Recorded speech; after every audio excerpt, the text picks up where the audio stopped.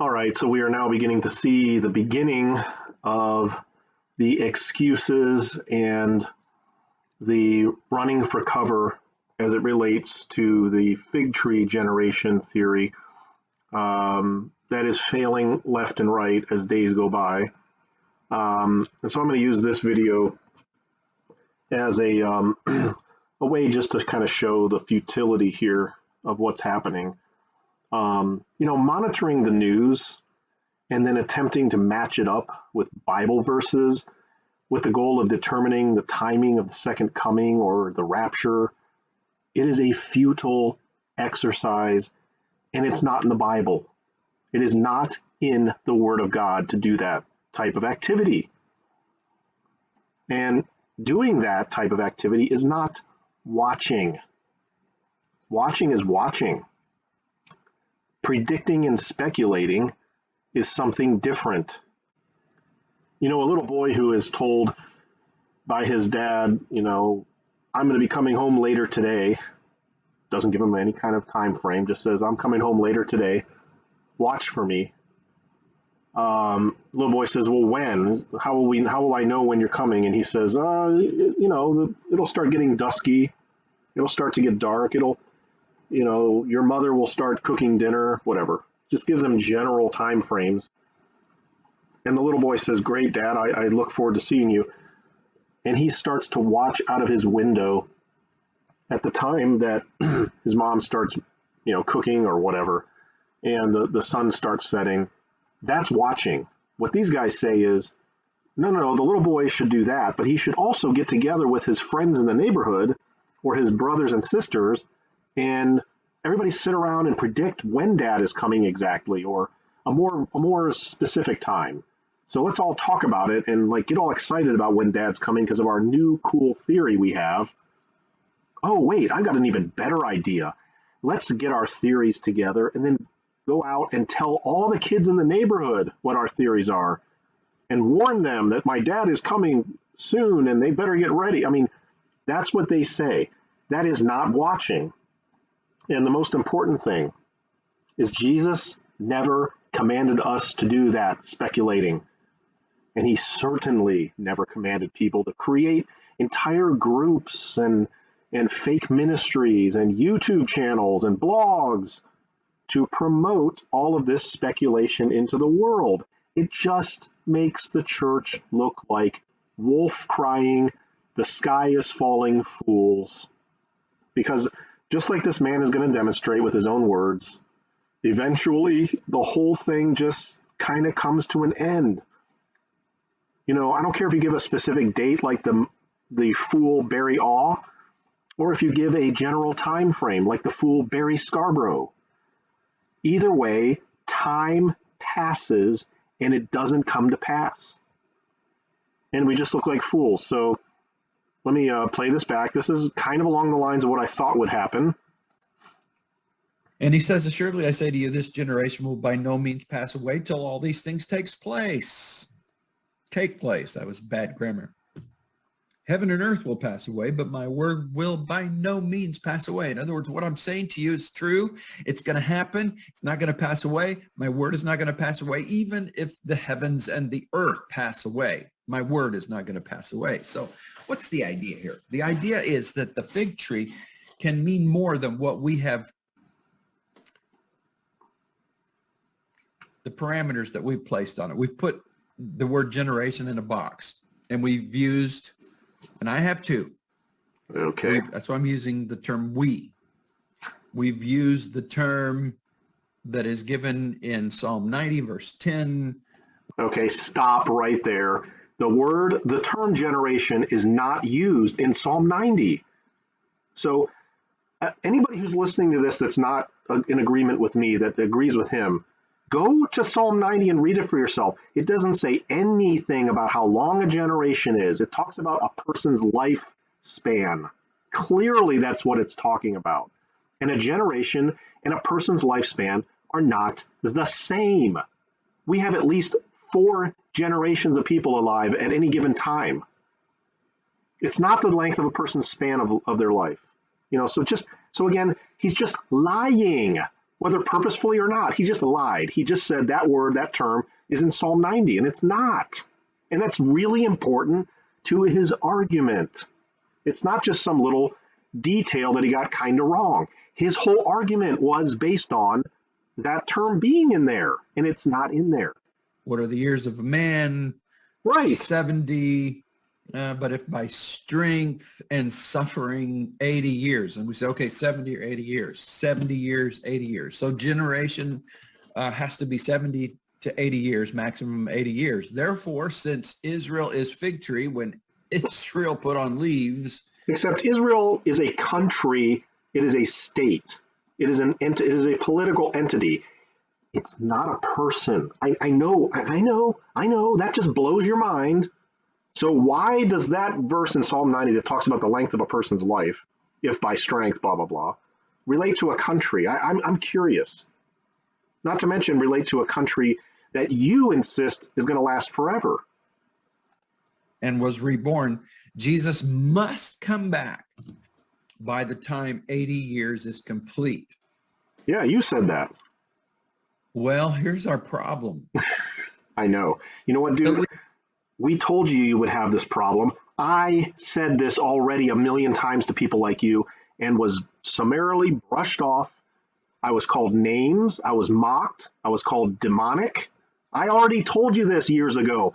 Many people said this years ago. You guys have this wrong. At least we're nearing a problem. Aww. Brother Chooch on Thinking Out Loud, TOLN Times, uses the term rapture bang zone, and then he uses dreaded overtime. And he likens dreaded overtime being 80 years is still 80 years all the way up to the 81st year. Whatever. Meaning all the way to spring of 2022. Yeah, I love how he twists the Bible, because the Bible says, if by strength you can live to 80 years. Not 80 years and 364.99 days, Chooch. They just add to the Bible. And he could be right if we're still looking at 80 years. But I'm going to say this. If the fall feasts are fulfilled with Jesus' return, then we are nearing the cutoff day. And that cutoff date would have to be the end of the Feast of Tabernacles. There are some out there teaching, including, I love watching Dr. Barry Awe. Yeah, because he tickles your fancy. You got to hold on to the, to the steering wheel as you're driving with him, because he's crazy. He's fun. He's a blast. But right, he brings out some important things, especially Shemini Atzeret. That's important things in terms of what? What importance does he bring out? All the guy does is speculate using numerology and external to the Bible content to try to guess the date of the rapture or the second coming. That's all the guy does. What importance is there in any of that? Oh, and by the way, he's been wrong every single time, and he's going to continue to be wrong. And of course, it's important to this guy because this guy loves to think about that. It gets him through his day. If you talk to or listen to these guys, they will admit that. If I didn't have the rapture as my blessed hope, I wouldn't know what to do. That is truly, truly sad. Truly sad. Latest teaching, which is the last day, the extra day, or the 8th day. Yeah, just keep adding days on. The Feast of Tabernacles, Shemini Atzeret. Whatever. Hey, you know what? Add as many days as you want. Add an entire year. I don't care. I'll see you here in 2030, God willing, if I'm still around. 2030. I'll give you till then. I'll give you past the 2028 date. I don't care how many days and years you tack on. This is false teaching. Jesus didn't say that blooming trees are a sign of the coming kingdom. He just didn't say that. He said they're a sign of summer. He used it as a comparison. Just like there are signs of summer, there will also be signs of the coming kingdom.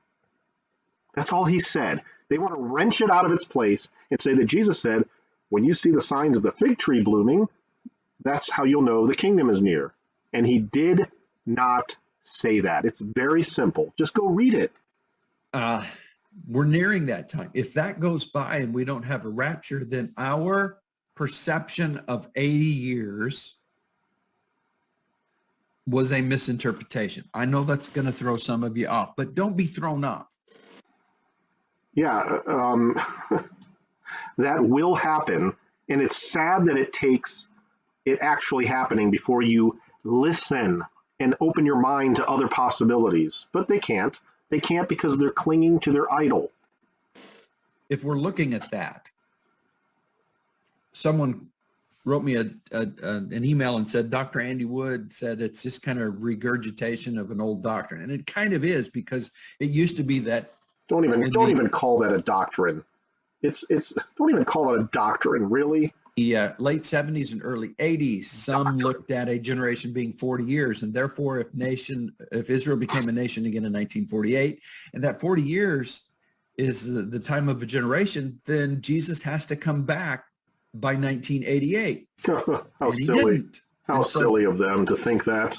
That was a misinterpretation of what a generation was. Well, now we've attached 80 years to it, and we're coming up on the end of the fall feasts of the 73rd year, meaning Jesus would have to come back by 2028 in the fall feasts. And we've already blown by 80 years past the Feast of Trumpets. So you notice how he's not saying, well, perhaps our entire interpretation of what Jesus said is wrong. Oh, no. Oh, no, we just got the length of a generation.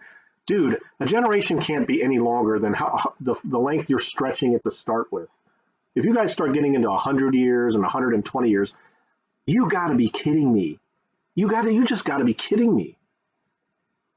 Generations don't last that long. I mean, even Gen X, Gen Y, Gen Z, baby boomer generation, really? You're already stretching it to say that the baby boomer generation, which is what everyone understands what that is, you're already saying that's 80 years long. We're far out of the baby boomer generation already and into Gen Alpha, the kids of the millennials. It's just getting ridiculous now, you guys. Follow me. Did we misinterpret that? Could be, yes. Unless the Lord fits some time in there that just isn't there, and he can do that. I'm saying, could it be that generation here is dependent more on the season and upon harvest than it is upon the feasts of the Lord? The feasts of the Lord will be fulfilled by the Lord, but do they have to be in the box of 73 years to 80 years? 73 years to the start of the tribulation, 80 years to the end of the tribulation and the return of Jesus Christ. The answer is soon going to appear. Like I said, you can have as many more months and years as you want, dude. It's still wrong. If we're still here in the next 2 weeks, by the end of the next 2 weeks, if we're still here and the rapture hasn't happened, then we've misinterpreted the 80 years. For the record, this is October 21st, 2021. Plain and simple. Should that make us be depressed? Nay, no, not to be depressed.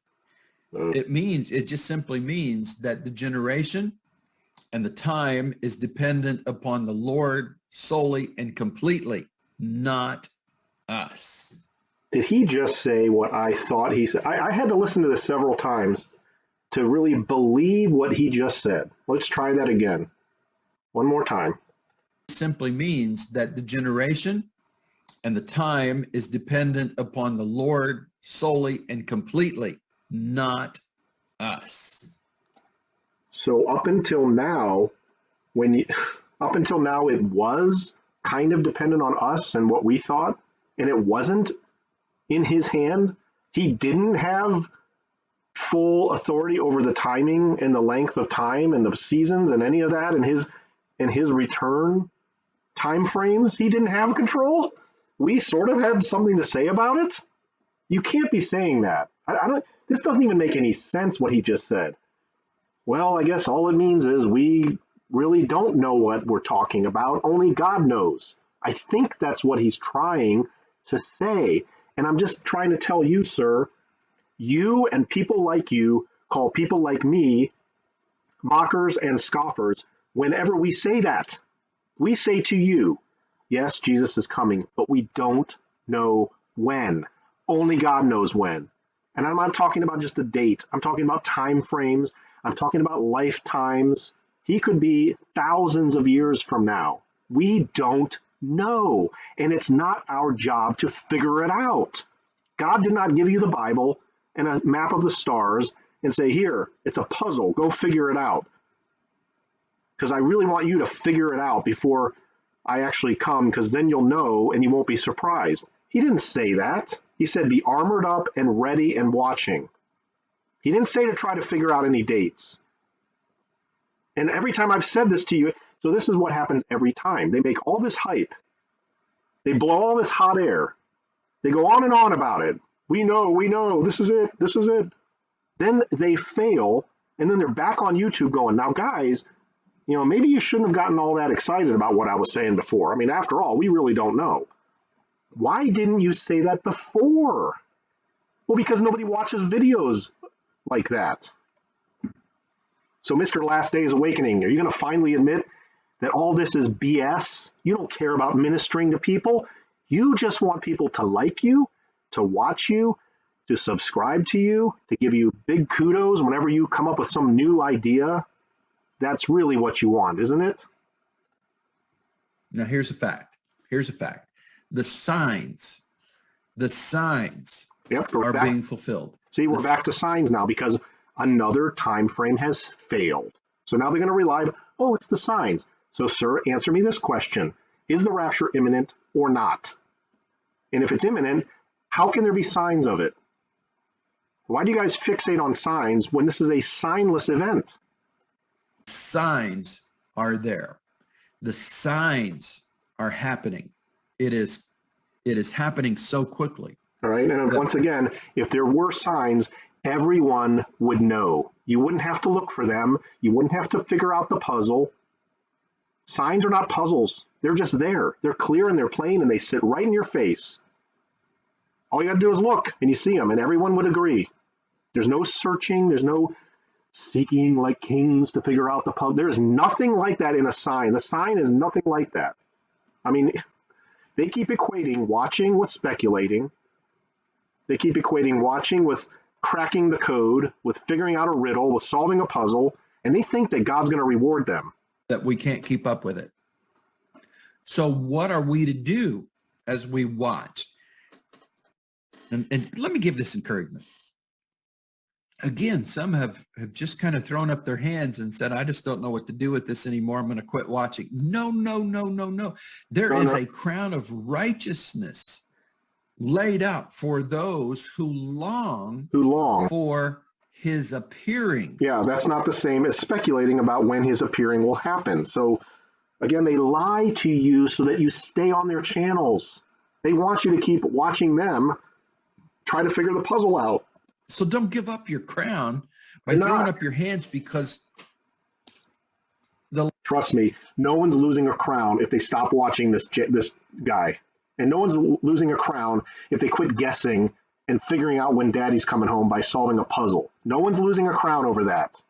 If you love it, if you love him, you long for his appearing, and you believe that's the second coming, I don't think that's what it's talking about, but let's say it is. If you love his appearing and long for it and love him, that's all it says. It says be ready, be faithful, keep your armor on, don't slip, be awake. Talks about that. It doesn't say speculate. The Lord didn't fit into our box. Okay, let me start that back again. Hold on. Didn't by throwing up your hands because the Lord didn't fit into our box. So here's what his answer is. Ready? Create more boxes. Since he didn't fit into that box, let's sit around and pontificate and create a new box to put him in. See, rather than tell his audience the truth, which is you can't put God in a box. You never have been able to. It's always been his timing and his perfect will. It's never been ours, despite the fact that I just tried to make you think it used to be in our control somehow. We're never going to know. So be faithful, armor up, occupy, and be ready. And that's all. Quit trying to guess and figure out some kind of puzzle, because there isn't a puzzle. You just don't know. Nobody knows. That's it. He can't say that because his entire career here is built on you and others watching him figure out the puzzle. He didn't conform He's never going to my box. And so I quit. Well, that's very immature. And you're not immature. Dude, maturity is not creating new boxes for God to fit in. Don't be immature. Be mature. Don't pick up your toys and go home and say, I'm going to quit playing now. See how they do? This is now it's the mocking. You're a child. You're silly. Don't be a child and silly. Mocking and scoffing. Anyone who decides, you know what, this isn't for me anymore. I'm tired. I'm tired of chasing after time frames and dates. I'm just not going to do that anymore. Oh, you child. Grow up. That's immature. Dude, why do you need to say stuff like that to people? Why? Where in the Bible? I want Bible verses, sir, that tell us that we're supposed to do what you just said to do. Create new boxes and solve more puzzles. Don't do it. Keep watching. Are you listening? Don't do it. Hey, shut it. You have no business telling me or anyone what to do. Zero. You have zero authority over anyone. I don't care how many followers you want. You have no authority to sit there and shake your fist and point your finger in people's faces. You got me? If you want to do that, email me and come over to my house. And you could tell me to my face if you dare. You want to come over here and tell me to my face and talk to me that way? You have no business scolding people if they want to stop listening to you and the rest of the charlatans, you fake minister. See, this is where I get mad. And I'm going to stand up and defend this. It's gotten old. Give it up. Quit it. You're not getting anywhere. You're not gaining anything. You're turning people away.